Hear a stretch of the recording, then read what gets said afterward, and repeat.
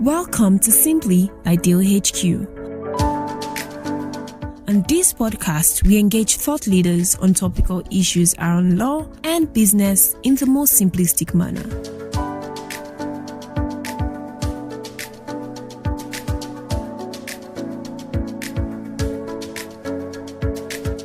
Hello everyone, welcome to episode 8 of Simply by Ideal HQ.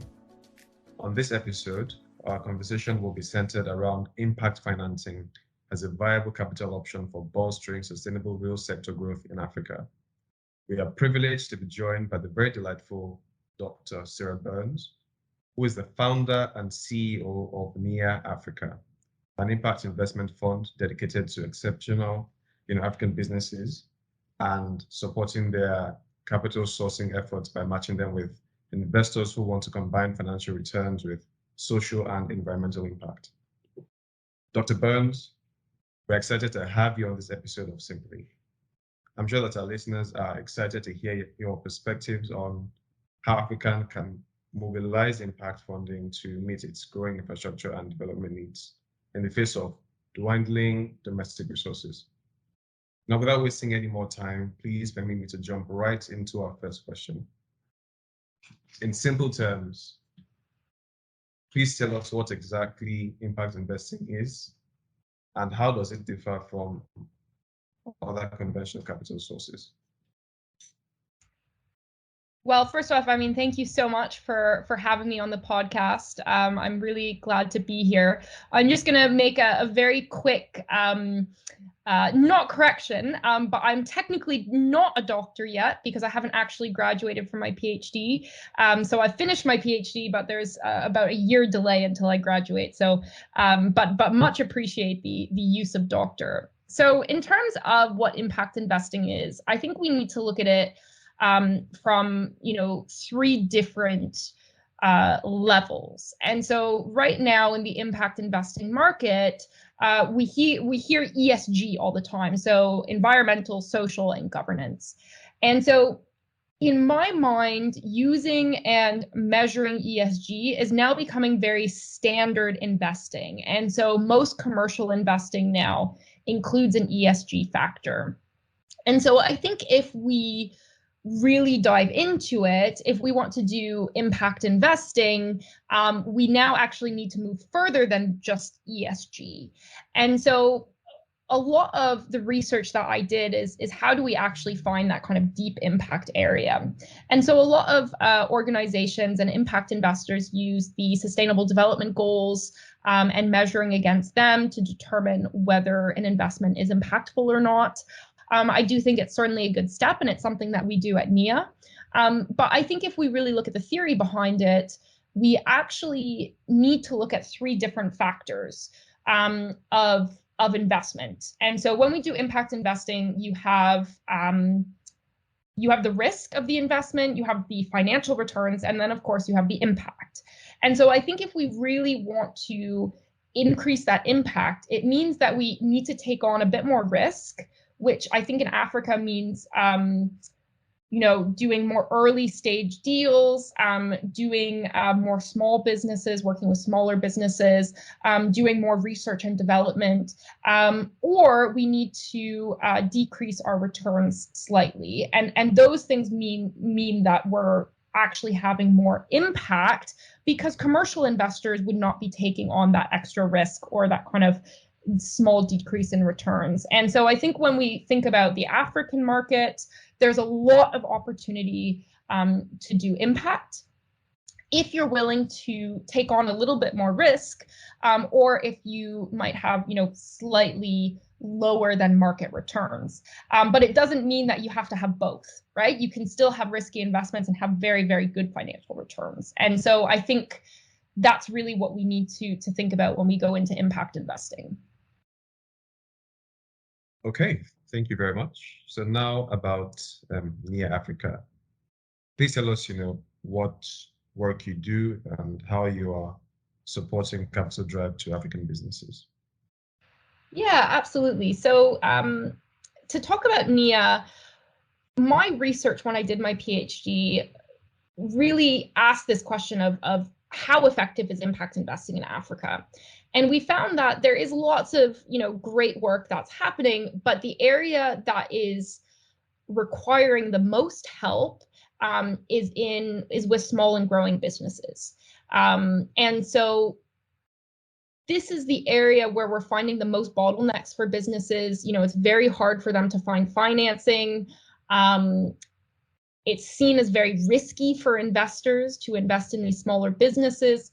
And there's really no bridge to get to those higher levels where it starts to become kind of less risky for investors. And so this is really the area that NIA wants to focus on, are these businesses that are being left behind by banks, by impact investors, by institutional funds, and even in the VC sector. So obviously, across Africa, we've seen a huge boom in venture capital. But if we actually look at venture capital, it's very exclusive, right? There's lots of businesses that don't have local founders. Less than 1% is going to female founders. Most of it is going into fintech and payments. And most of it is going into 4 markets. And so a lot of businesses in the real economy, manufacturers, health, education, are being left behind by VC. Not always, but in most cases. And so with NIA, we're really focused on those types of businesses. We look at writing checks between about 50,000, 500,000. We can go up to 1 million. We don't do it that often. But really our goal is to work with these businesses to get them to the growth and potential where larger investors and banks can come in. And so that's kind of the work we do. We also do a lot of technical assistance. So we focus on investment readiness particularly.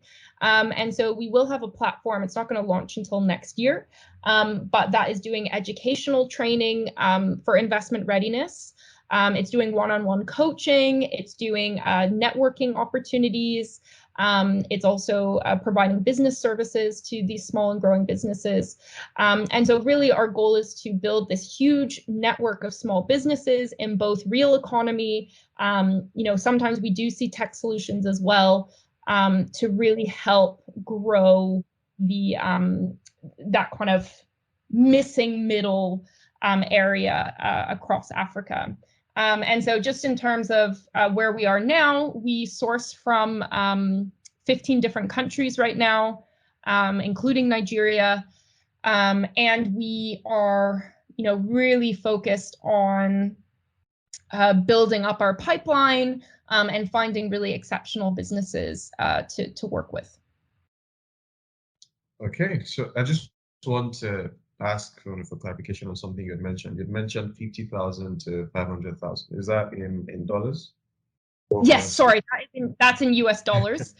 Okay. Just because we work across many different markets, we don't usually do it in local currency. But I should also mention that we also really like to use alternative types of financing.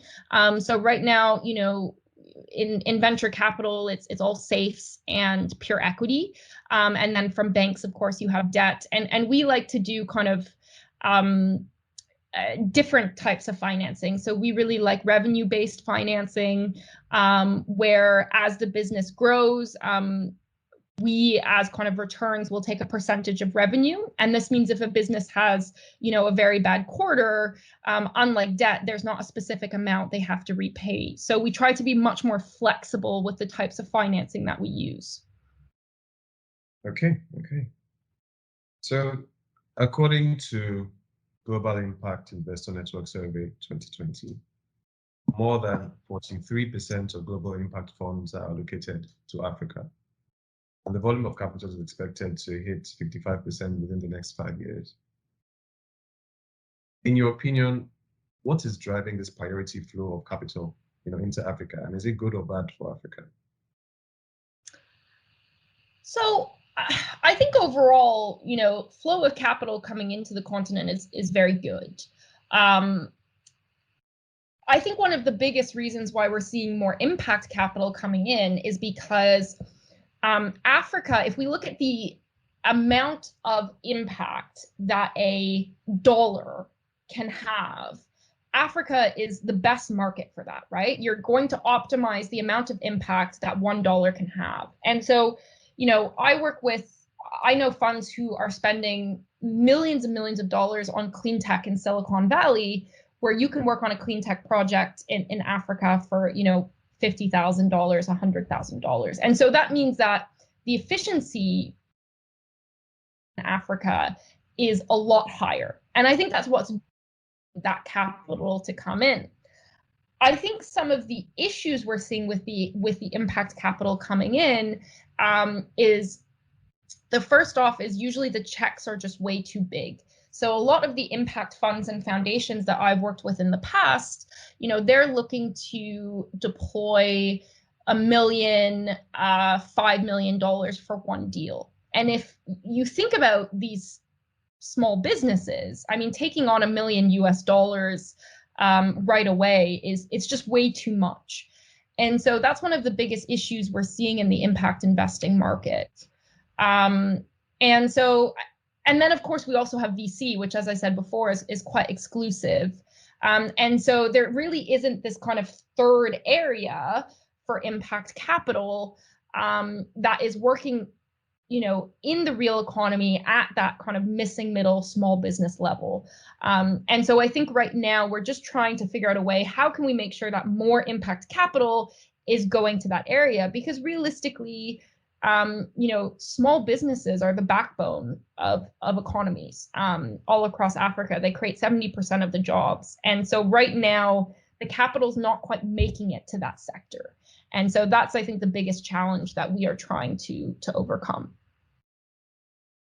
That's actually quite interesting. I think this is the first time that I've heard a legitimate complaint about, prior investment being a bit too much for, the company to handle. Well, I think it's definitely something to consider. Okay. Absolutely. So in recent years, sustainable development has played, a significant role in shaping global policymaking.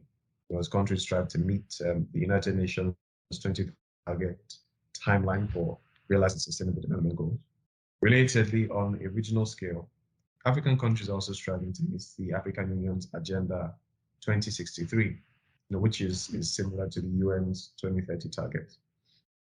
In your opinion, where would you say the African continent is in terms of achieving sustainable development? And what role do you see impact investing playing in gearing Africa towards achieving these economic goals in the future? So I think this is a very difficult question to answer. And I mean, it's also very interesting in terms of a global context, right? I think we're seeing the rest of the world, it's slowing. There's been there's been regressions in some areas, and Africa just continues to grow. And also in terms of, policy, and in terms of development, I think compared to the rest of the world, it's at this point in time is actually making the absolute most progress. Now, is that progress enough to reach these goals? It's very hard to say. I think the goals are very ambitious, and obviously there are a lot of challenges that we need to overcome.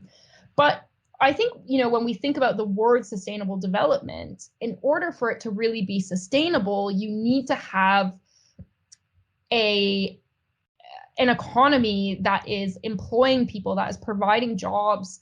It certainly cannot just be aid coming in, because that's a one-off transaction. You really need to build the capacity within the country. And so obviously the private sector is a key portion of this. And so, one of the things that's quite interesting is, in a lot of African countries, not all, but a lot, it's still seen as being the most prestigious to work for the government and not necessarily the private sector. And so I think things there need to change, and that's a bit of a cultural change. I think Nigeria is probably one of the countries where that's not necessarily true. I'm not entirely sure. But I think there, in order to create that sustainable development, there needs to really be an emphasis on building a strong private sector. And as I said before, it's the small businesses that are actually the key to doing that.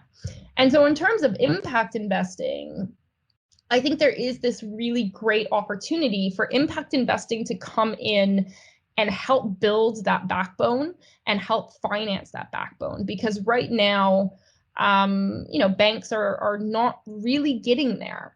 VCs are not really getting there. Private equity is not getting there. And so impact investing could be that key financier that helps fill that gap that is needed. And I think, does it mean we'll reach kind of the SDG goals? I'm not sure, but I think it would certainly help. Okay, I think that was a very insightful answer, and I 100% agree. African countries should not be looking to foreigners to help them achieve their goals. At the end of the day, they're going to have to do the groundwork themselves. Absolutely. So one more thing is that, please go can on. I add to that? I'm just going to say that I think, there absolutely, and from the Western perspective, there absolutely needs to be this this change of, we need to be giving aid to actually, we need to be investing in local potential, because there's so much potential on the ground. And I'll probably go back to that at some point, but I think from the Western perspective, it's about, investing in amazing entrepreneurs and amazing ideas and great market opportunities, instead of just kind of sending aid. And that change in perception will also help make more sustainable development. Okay. So it's projected that Africa needs, going back to the need for finance, but it's projected that Africa needs about $256 billion financing each year up until 2030 to meet the Sustainable Development Goals.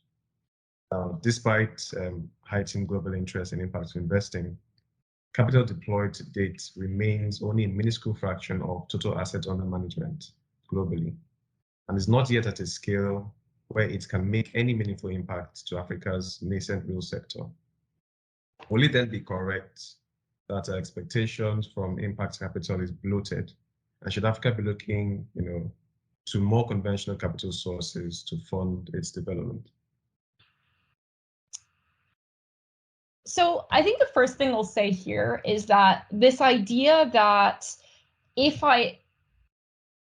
and we sometimes see this from Western investors, that, if I am investing in Africa, this is impact.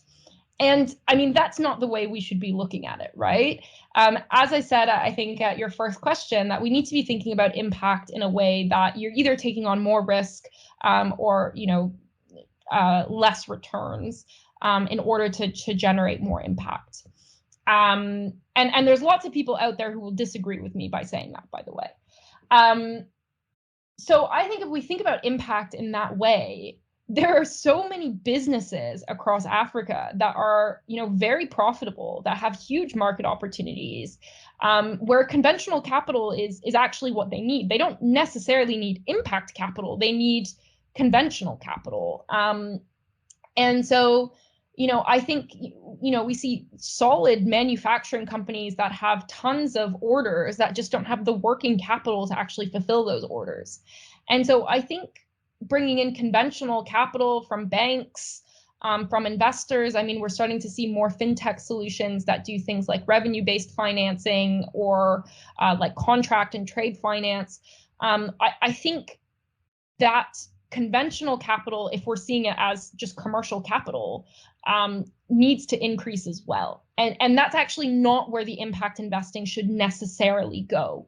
The impact investing needs to go to those businesses who are maybe, doing more research and development or trying something completely new, who are, being left behind. So maybe like specific female founders that are having a hard time, or minority groups that are having a hard time finding conventional capital. And so obviously we are seeing a lot of impact capital go towards just very profitable businesses, but realistically, that's actually just where conventional capital should go. And so I think moving forward, it's that Africa needs more of both, and that we need to just start looking at how we use conventional capital a bit differently.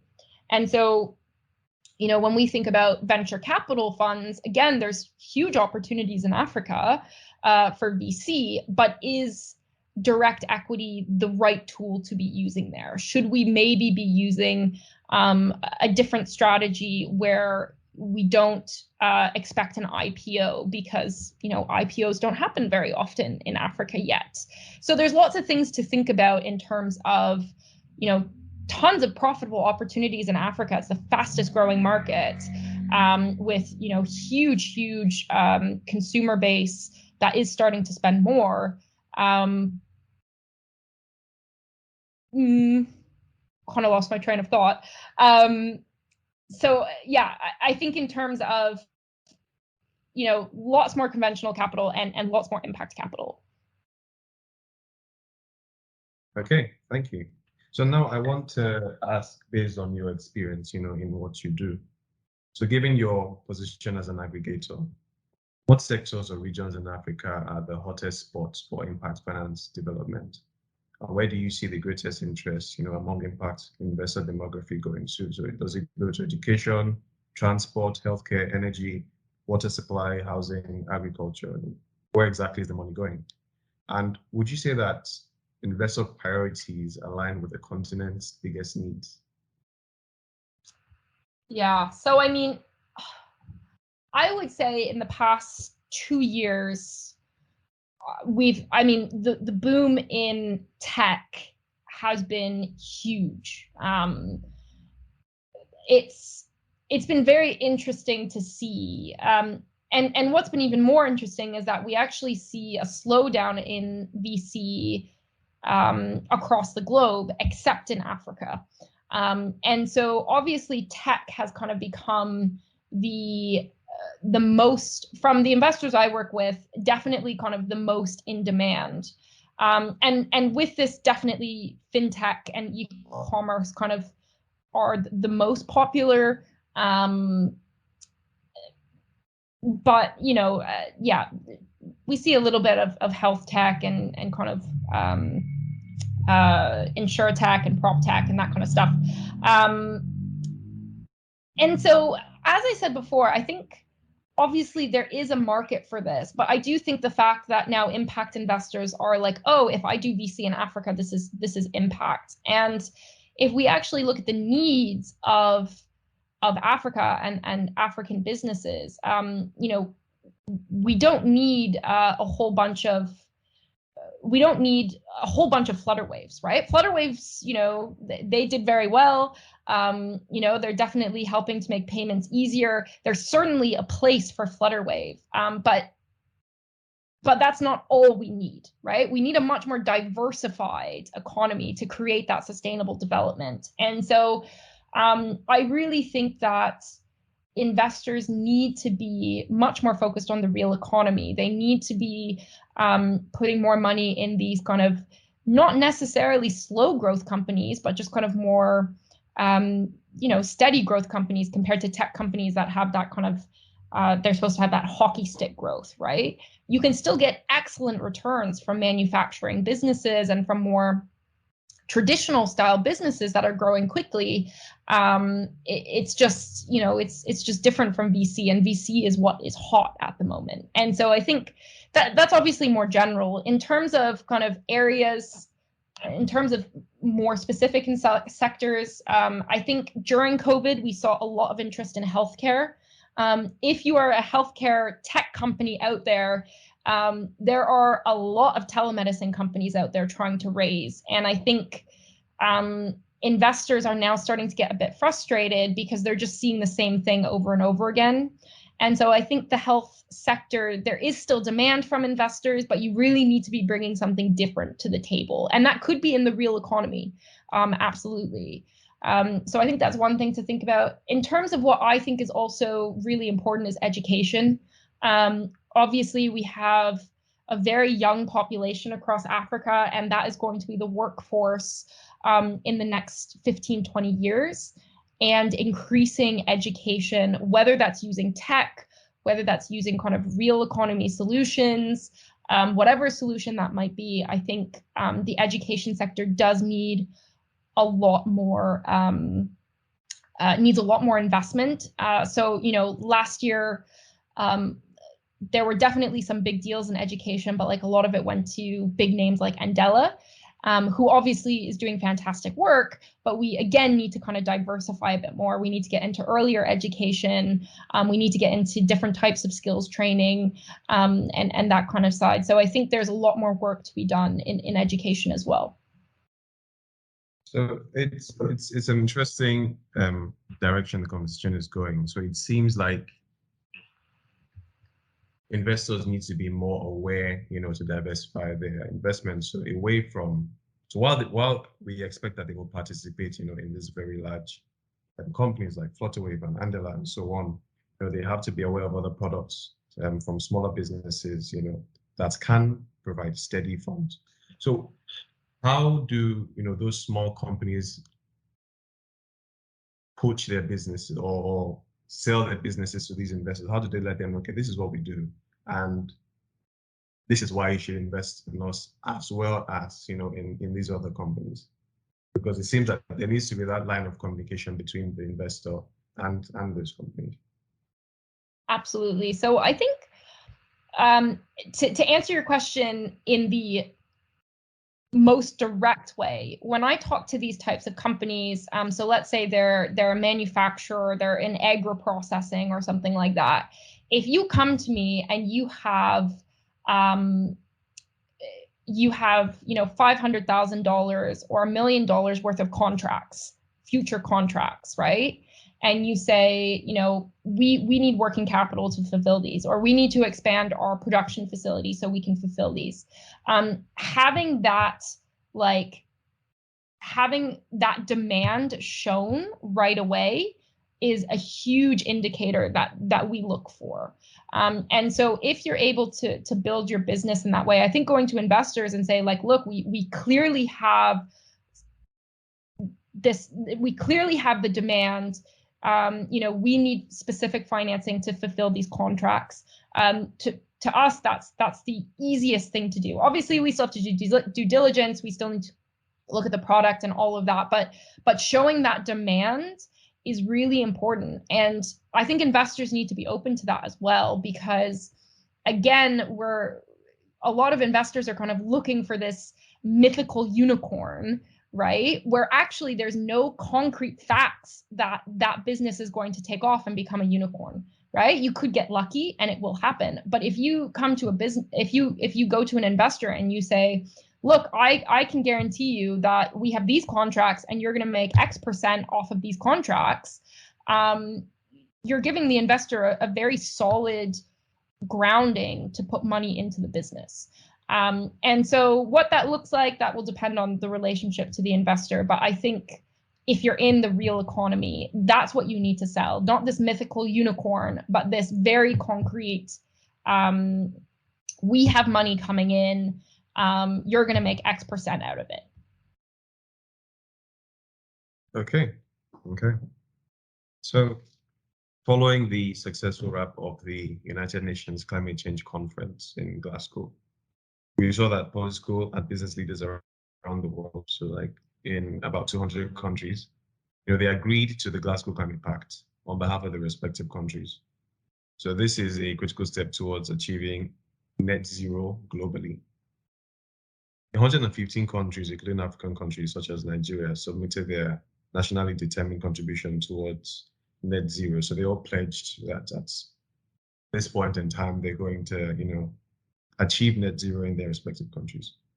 Now, in reality, how feasible is the expectation for energy transition as to green energy in Africa?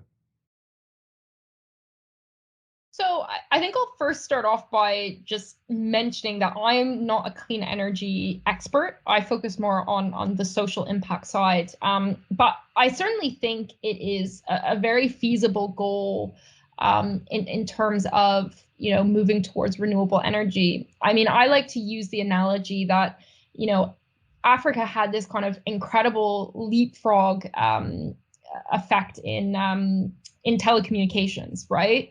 As the rest of the world kind of went, they went landline and dial up, and then they went to, cell phones, and, there was kind of this slow progress where Africa just leaped right away to kind of the newest technology. And with that also created, M-Pesa is still kind of, it was still kind of the first of its kind globally, right? And so that innovation came from that kind of leapfrog effect. And I think the same is very possible with renewable energy. Instead of kind of going through that phase of using fossil fuels and all of that Africa has this beautiful opportunity to kind of leapfrog into actually being a leader in terms of renewable energy, and building innovations that are not being seen around the globe yet, to solve kind of specific renewable energy problems. The one thing I will just kind of mention with that is obviously industrialization is still important, and manufacturing businesses, lots of them still need to use fossil fuels, and I don't think it necessarily means that everyone needs to move to renewables right away. I think you still need to build your business, but I think the innovation that's going to happen in renewables is going to make it easier and easier for all types of businesses and all types of households to access renewable energy, and I think Africa can be a leader in that. Okay, thank you. And this is the final question. So now that the African Continental Free Trade Agreement has entered its operational phase, how do you reckon that its implementation will impact, regional competitiveness and the flow of impact capital? Also, how can impact investors best position themselves to achieve their personal and altruistic goals, with this free trade arrangement going on?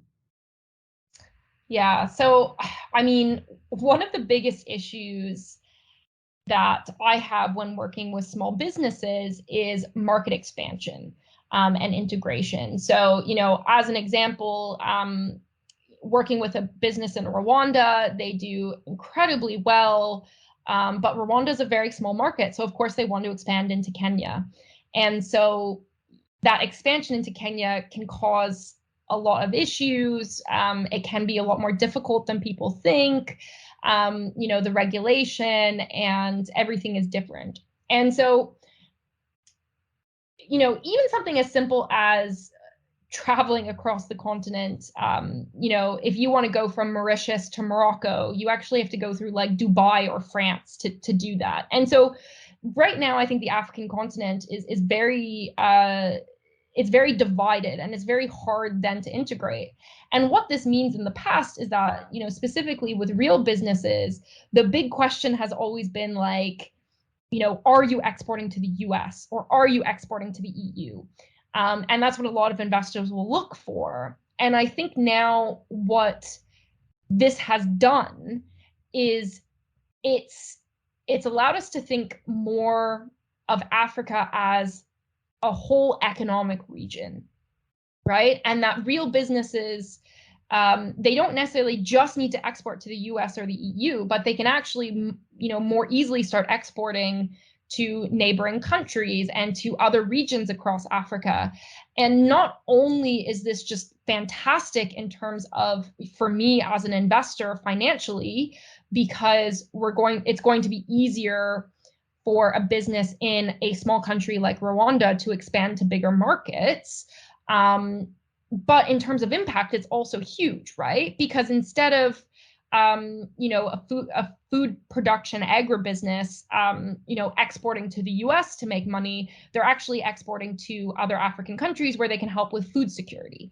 And so I think this has been obviously we're still seeing it being implemented, and I think there's definitely still kinks, and it's going to take a long time for us to really see the effects. But I think it does bring a lot of hope in terms of seeing Africa not as 50 separate markets, but as one large market that has a huge opportunity, both financially and then also on the impact side as well. Thank you very, very much. I think that is my last question. Or if you have any other, comments you'd like to make, I would love to hear that. First off, thanks so much. I think it's been a really interesting discussion. I really just want to say that, I'm not against tech. I think tech has a huge place in the market, but I really do think that the real economy is important. And I think if you're an entrepreneur that's listening to this and in the real economy, keep being tenacious, and you're doing amazing work. And I think, we are starting to move towards, supporting you and finding finance for you. And I think, I think in terms of impact, you guys are really the, as I said before, backbone of it. So continue the hard work. Okay. Thank you so much for making time to join us today, Sarah. It's been a very, very insightful conversation. To you out there, thank you for being a fabulous audience. Remember, the conversation continues on our social media handles. Do remember to send us your comments and thoughts on today's episode.